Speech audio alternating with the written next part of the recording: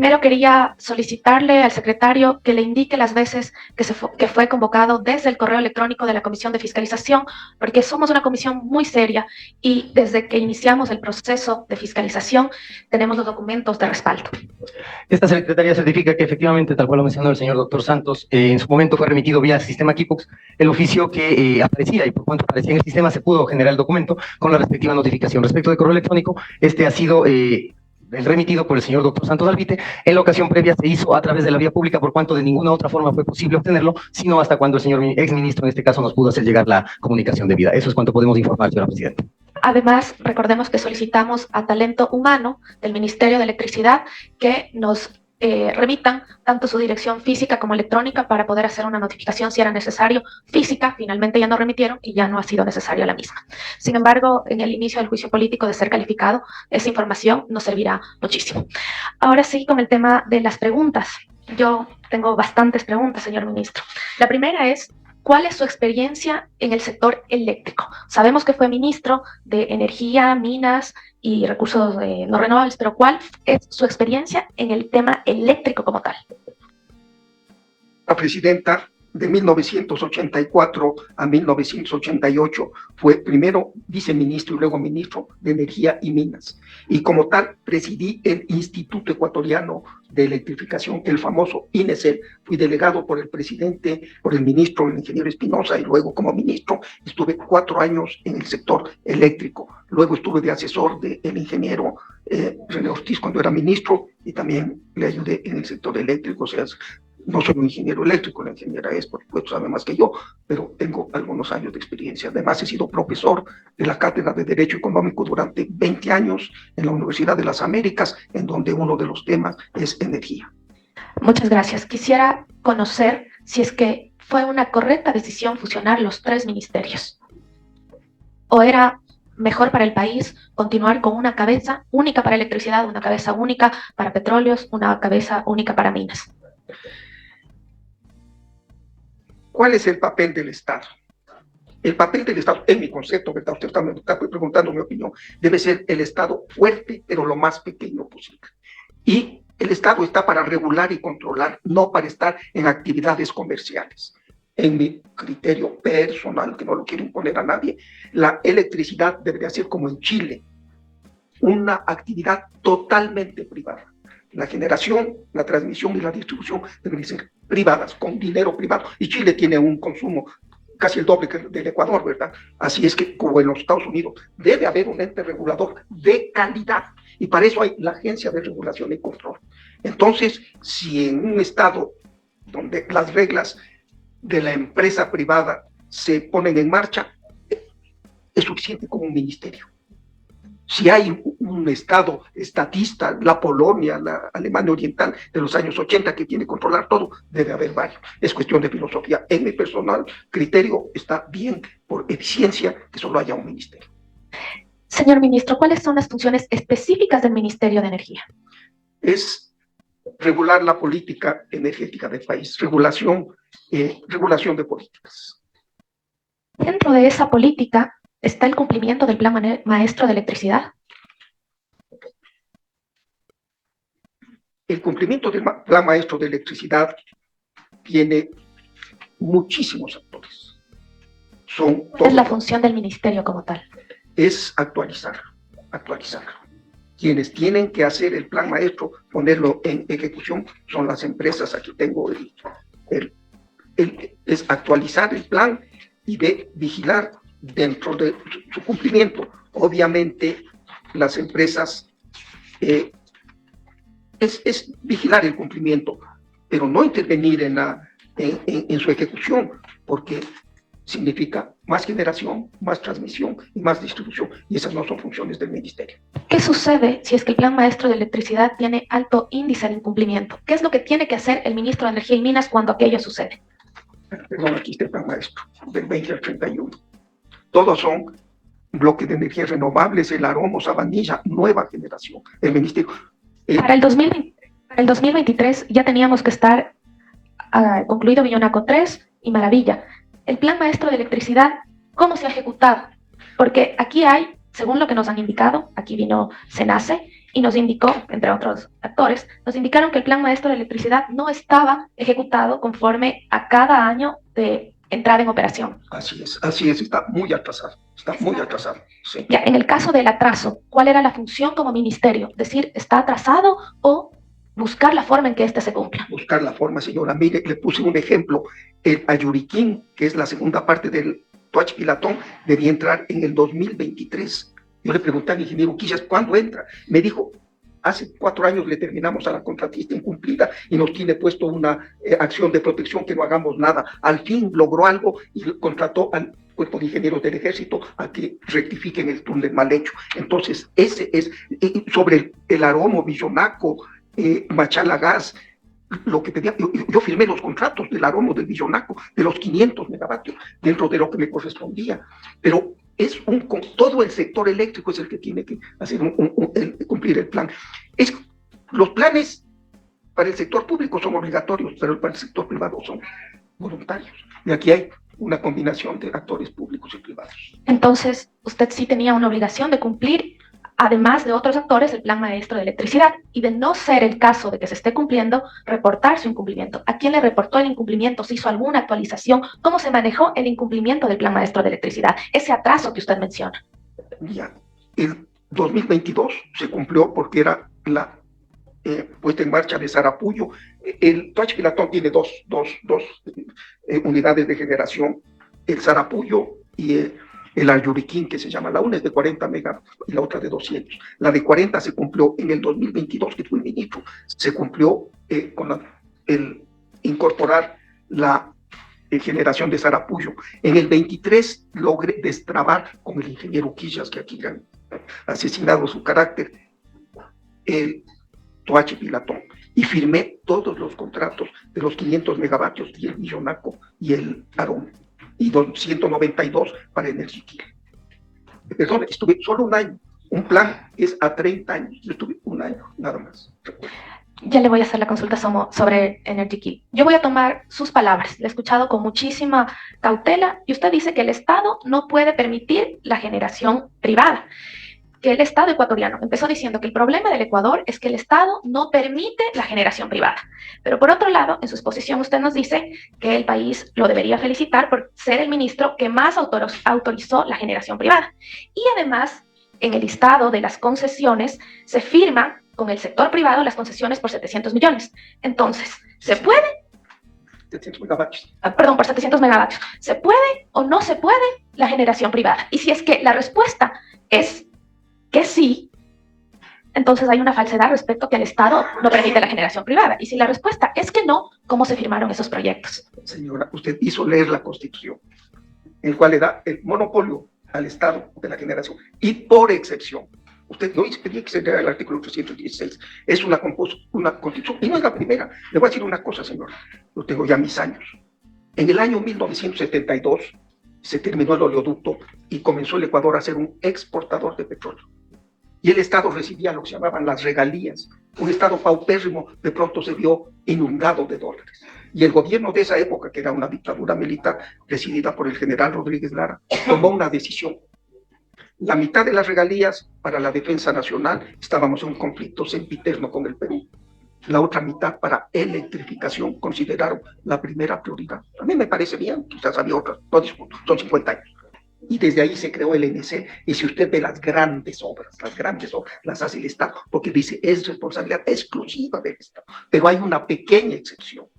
La excepción no hace la regla, la confirma. Así es que coexiste el esquema estatal con una excepción. Yo aproveché esa excepción para que entre el sector privado.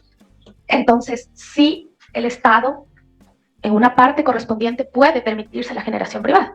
Así es, pero a mí me parece insuficiente. Yo creo que el Estado debe retirarse de la generación y dejarle todo al sector privado y la generación. Es mi criterio. No lo voy a imponer a nadie, pero es lo que yo creo. Lo estamos escuchando con todo el respeto de su criterio y de cómo con su criterio funcionaba el Ministerio del Ramo. Usted es el encargado de la ejecución del Plan Anual de Inversión en el sector eléctrico. Los recursos del Plan Anual de Inversión, ¿quién ejecuta? Porque el Ministerio de Electricidad tiene que cumplir un plan anual de inversión. El Ministerio de Obras Públicas, cualquier ministerio, tiene un plan anual de inversión. ¿Quién es el encargado de ejecutar ese plan anual de inversión? Es que estamos hablando de cosas distintas. Usted tiene las empresas. Es una pregunta nueva. ¿Quién es el encargado de ejecutar el plan anual de inversión en el Ministerio de Electricidad? El Ministerio de Electricidad lo único que maneja es préstamos del BID. 50 millones de dólares cada año, que da a las empresas distribuidoras y generadoras, especialmente a CENEL, es la que, y veo que hay controversia sobre la legalidad de muchas contrataciones. El ministerio tiene un presupuesto de 59 millones, 9 millones para sus gastos burocráticos y lo generales, y 50 millones que es del BID, plata del BID, que se entrega a las empresas que han conseguido préstamos. De ahí, de los 2.000 millones que recauda el sector eléctrico cada año por los consumidores que pagamos, 2.000 millones de dólares al año. Eso cada empresa utiliza. Las empresas distribuidoras reciben, utilizan en su sistema mejores sueldos, en su mejoramiento, y tienen que pagar a las generadoras. Y este es un gravísimo problema, porque hay distribuidoras que no les pagan a las generadoras. El ingeniero que hablamos hace un rato, para no repetir el nombre, se queja siempre de que el CENEL le debe 300 o 400 millones. Así es que es un sistema totalmente disfuncional. Totalmente disfuncional. La tarifa no es suficiente. La tarifa son 9 centavos de promedio, debería ser 15 centavos para que haya recuperación de la inversión. ¿Usted cree que se debería subir la tarifa eléctrica? Yo creo que sí, el momento tiene que ser bien analizado porque es un alto costo social, pero los técnicos indican que es insostenible el crecimiento del sector eléctrico con la tarifa actual. Retomo mi pregunta respecto al Plan Anual de Inversión, el PAI. ¿Quién tenía que ejecutarlo al 100%? Cuéntenos quién es el organismo encargado de ejecutar el Plan Anual de Inversión en el sector eléctrico. Cada empresa tiene un presupuesto, CELEC, la empresa eléctrica Quito, la empresa eléctrica Ambato, la empresa eléctrica Robán, cada una de ellas es responsable de su presupuesto, y el ministerio este pequeño presupuesto. Yo quiero hacer una aclaración. ¿Y por qué le hago esta pregunta? Porque se nos remitió que el Plan Anual de Inversión del sector eléctrico, del Ministerio de Electricidad, perdón, del Ministerio de Energía y Minas, tan solo ejecutó el 52%. Sin embargo, el 48% no se ejecutó, y esto yo le concateno con lo que usted dijo, que sentía mucho orgullo, que se sentía muy orgulloso, que no invirtió la plata del Estado. Usted lo dijo, yo estoy tomando cada una de sus palabras. Entonces, si el plan anual de inversión tenía un 100% de ejecución, un 48% no se ejecutó. ¿Usted sigue sintiéndose orgulloso de no haber ejecutado ese 48% que podía haber, de cierta manera, mesurado este tema de crisis eléctrica? Muy buena pregunta. Pero le voy a decir, este plan, Plan Anual de Inversiones, es de 50 millones, que es plata del BID, no es mía. De esto se ejecutó el 48%, digo usted, 24 millones. ¿Por qué? Porque el BID le da, diga usted, a CENEL para la subestación Daule. De estos 50 millones, que es el 100% de este plan de que usted me habla, el BID le pasa al CENEL a través del ministerio, porque el BID exige que el prestatario sea una entidad pública, el ministerio, y de ahí yo le entrego a la empresa que ejecuta la obra. Pero el BID exige que esté terminado, da un desembolso, digo usted, 5 millones para la subestación tal. Exige que se cumpla el 85% de ese desembolso para dar el nuevo desembolso. Las empresas no cumplieron y el BID no les dio la plata, pero ese dinero está depositado en la cuenta del ministerio, pero no lo puedo manejar yo. Y quizás el BID tuvo sus razones para no darles esa plata. Así es que en ese sentido está bien. ¿Nos puede decir cuáles son las empresas que no cumplieron? ¿Exactamente los nombres? CENEL. CENEL, perfecto. Adicionalmente, usted le explicó a la ciudadanía que cada empresa logra su recaudación, y esa recaudación la utiliza para pagar funcionarios, deudas, entre otros. Aquí tengo varias insistencias de CELEGP al ministro de Economía y Finanzas pidiendo que por favor le entregue los 156 millones, los 200 millones y algunos cientos de millones de dólares para que ellos puedan cumplir sus obligaciones, entre esas obligaciones que podrían traer más tarde, como usted dice, obligación precontractual con el BID, con el Banco Europeo de Inversiones, entre otras. El exministro de Finanzas en esta comisión dijo que él no tenía nada que ver con el sector eléctrico. Sin embargo, parece, de lo que usted nos está explicando, que esa recaudación ingresaba al Ministerio de Finanzas y luego el Ministerio de Finanzas tenía que darles a las empresas. No es así. Entonces, la persona que... Contéstenos y yo le hago la repregunta. Ya, el Ministerio de Finanzas, Ministerio de Economía y Finanzas, lo que tiene que reconocerles a las empresas es el subsidio. Si usted en la costa es más de 140 megavatios mes y en la sierra 130, usted paga 2 centavos por cada kilovatio. Y si usted es un consumidor normal, paga 9 centavos. Estos 7 centavos es un subsidio que da el Estado. Entonces, el Ministerio de Finanzas tiene que darles a cada empresa estos 7 centavos de subsidio. No es que las empresas recaudan a sí mismo, pero venden la energía, la distribuidora le compra a 9 centavos a la generadora y le vende a 2 centavos al usuario. Hay una diferencia. Ella no puede perder. Entonces, ahí tiene que intervenir el Ministerio de Finanzas. Y hace poco se hizo una consolidación de años que se debían entre ellos. Ya. En segundo lugar, y eso se quejaba el ingeniero Quillas, a veces tienen unos saldos positivos porque recaudan y no gastan ese mes. Y el Ministerio de Finanzas, cuando está en una crisis financiera, hay convenios con Petroecuador y con las empresas eléctricas que se lleva para otros fines. Es legal, no estoy diciendo que es mal uso de la plata, pero hay prioridades y eso tiene que devolver. Ese es los sistemas que la intervención de finanzas. Clarísima su explicación. Eso significa que cuando había exceso en la recaudación, el Ministerio de Finanzas, de manera legal, tomó para otro tipo de usos que consideró prioritario.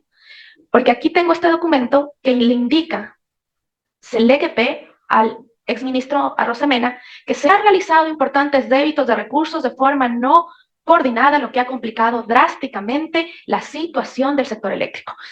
Yo, como ciudadana, como asambleísta, no creo que nada pueda haber sido más prioritario que entregar los recursos que son de SELEC para que pueda impulsarse la generación eléctrica. Entonces, no era una falsedad de quienes expusieron que en ciertos momentos el Ministerio de Finanzas no le daba la liquidez, no le restituía los recursos a SELEC y SELEC dice, como el Ministerio de Finanzas no me restituía los recursos, yo no pude impulsar la generación. No es una mentira en todo caso. No es una mentira. Adicionalmente, disculpe todas las preguntas, pero aquí queremos tener toda la certeza posible.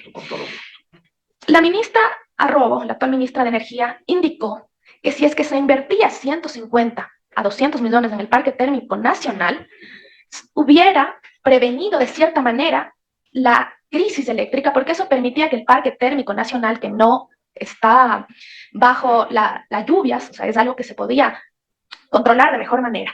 ¿Por qué no se invirtió esos 150 millones en lugar de comprar a Colombia? Esas son palabras que dijo la actual ministra, que en lugar de comprar a Colombia, se debió haber invertido esos millones en el Parque Térmico Nacional.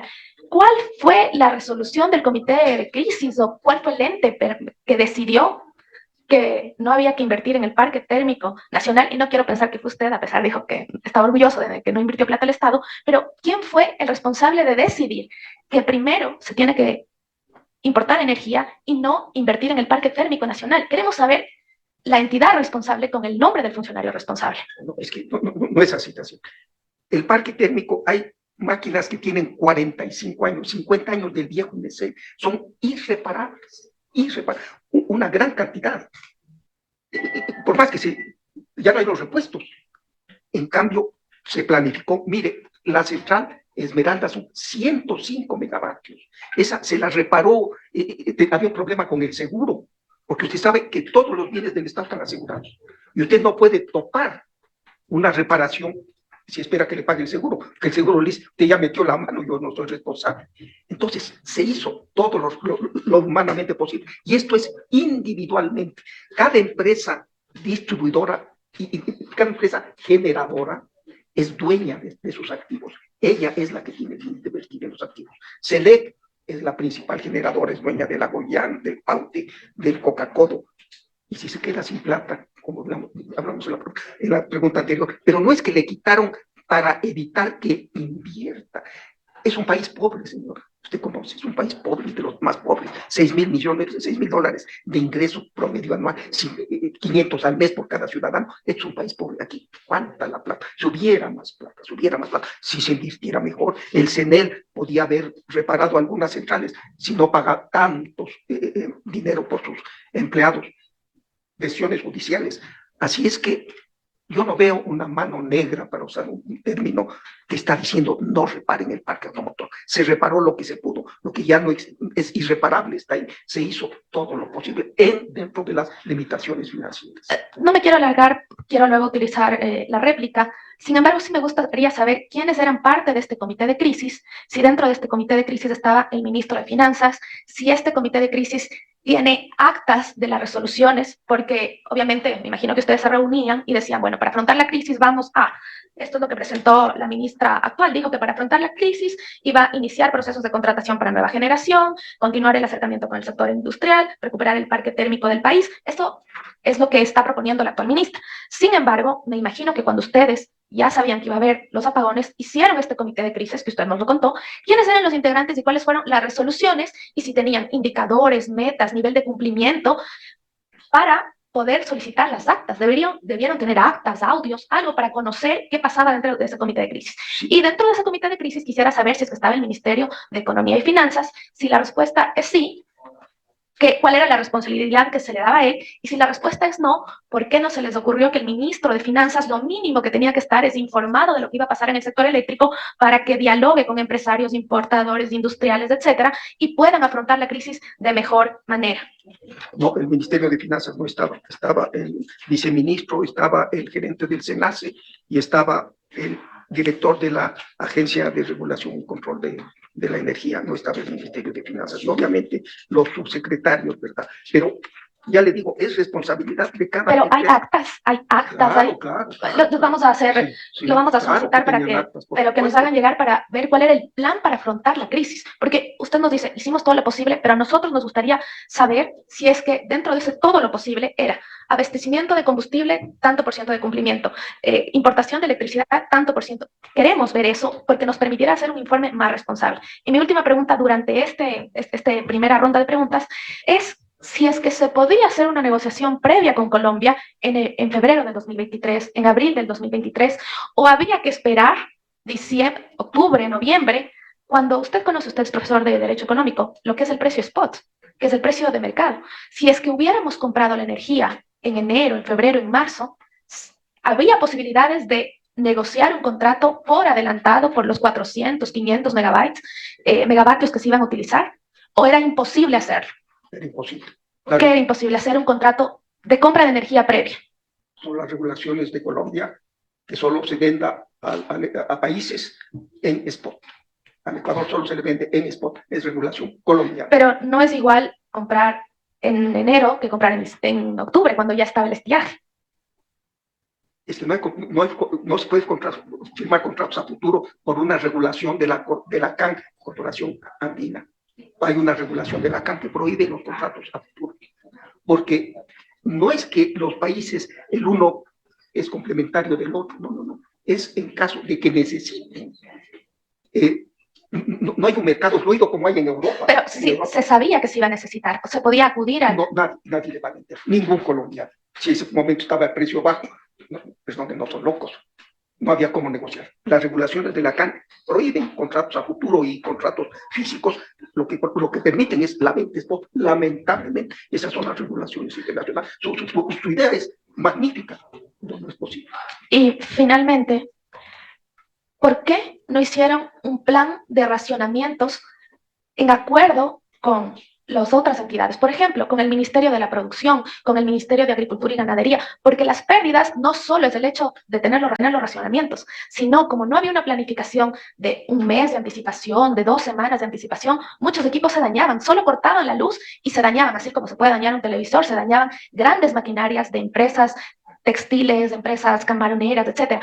¿Por qué en ese plan de crisis, en ese comité de crisis, no se inició un plan focalizado con cada uno de los sectores para, primero, pedirles la propia generación, lo que ellos puedan hacer, y lo segundo, decirles, vamos a cortar de la siguiente manera, porque el imprevisto, que de un día para otro se te vaya la luz, sin que el Ecuador entero sabrá que lo que estoy diciendo no es mentira. Todos buscábamos en redes sociales dónde estaba el horario de corte y para un ciudadano es terrible, pero para el sector industrial, para el sector textil es letal.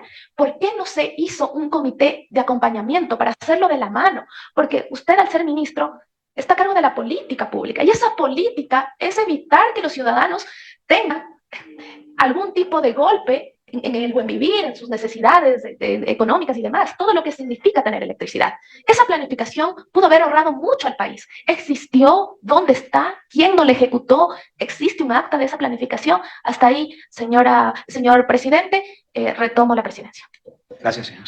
Yo comparto su criterio de que es lo impensado causa más daño que lo planificado. Cada empresa distribuidora, la Quito, la de Ambato, la de Emel Norte, la del Carchi, tiene un plan, es autónomo. El SENACE les dice cuánto hay que cortar. El ministerio no sabe cuánto se corta, lo ordena el SENACE. Con unos días de anticipación dice, está tan bajo el caudal de los ríos, de los embalses. Colombia no está vendiendo, porque Colombia fluctúa, no es que los vende permanentemente, ellos también tienen necesidad. Ellos calculan cuánta oferta va a haber para ajustar la demanda y ellos ordenan 1 hora, 2 horas. El SENACE no es ministerio, es un organismo técnico de primerísima clase. Ellos le piden a cada distribuidor, porque usted sabe, por ejemplo, a un hospital usted no puede cortarle la luz. A una cárcel no puede cortar la luz, porque se le vuelan los presos. Los semáforos, el servicio público tiene que ser muy importante. Entonces, ¿quién conoce eso? No conocen desde Quito lo que sucede en Azogues o en Cuenca. Entonces, eso le queda a cada empresa, ella establecer el corte y en qué sectores. Eso sí es absolutamente autónomo. Sería un centralismo hasta ya impensado en el siglo XXI, el decirles, vea Cuenca, usted corte el barrio, el Vedado, me parece que hay uno, a las 10 de la mañana. Le va a decir, señor ministro, ¿usted qué le importa? Yo soy autónomo en eso. Yo concuerdo con usted, con su filosofía, es absolutamente correcta, pero son las empresas autónomas. Repito, da la impresión aquí de que se piensa que es un reinado el ministerio con un zar ahí todopoderoso que se haga la luz, ciérrese la luz. No, no, no. Es un conjunto de actores, muchísimos de esos autónomos. Muchas gracias, señor.